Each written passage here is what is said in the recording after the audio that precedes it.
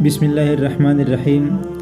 حضرت ابن عباس رضی اللہ تعالیٰ عنہما بیان کرتے ہیں کہ جب عبدالقیس کا وفد نبی صلی اللہ علیہ وسلم کی خدمت میں حاضر ہوا تو رسول اللہ صلی اللہ علیہ وسلم نے فرمایا، یہ کون لوگ ہیں یا کون سا وفد ہے؟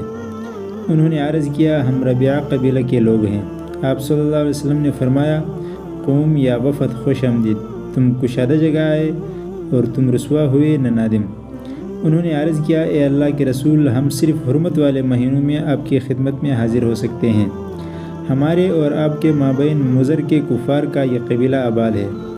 آپ کسی فیصلہ کن امر کے متعلق حکم فرما دیں تاکہ ہم اپنے پچھلے ساتھیوں کو اس کے متعلق بتائیں اور ہم سب اس کی وجہ سے جنت میں داخل ہو جائیں۔ اور انہوں نے آپ سے مشروبات کے متعلق دریافت کیا تو آپ نے 4 چیزوں کے متعلق انہیں حکم فرمایا اور 4 چیزوں سے انہیں منع فرمایا۔ آپ صلی اللہ علیہ وسلم نے ایک اللہ پر ایمان لانے کے متعلق انہیں حکم دیا، فرمایا، کیا تم جانتے ہو کہ ایک اللہ پر ایمان لانے سے کیا مراد ہے؟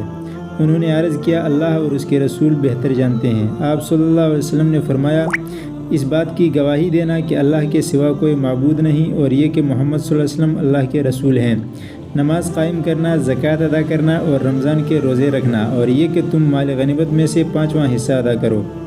اور آپ نے انہیں 4 چیزوں سے منع فرمایا۔ آپ نے بڑے مٹکوں، کدو سے بنے ہوئے پیالوں، لکڑی سے تراشے ہوئے لگن اور تارکل سے رنگے ہوئے روغنی برتنوں سے منع فرمایا، اور فرمایا، انہیں یاد رکھو اور اپنے پچھلے ساتھیوں کو ان کے متعلق بتا دو۔ بخاری مسلم۔ حدیث کے الفاظ بخاری کے ہیں، متفق علیہ، رواہ البخاری و مسلم۔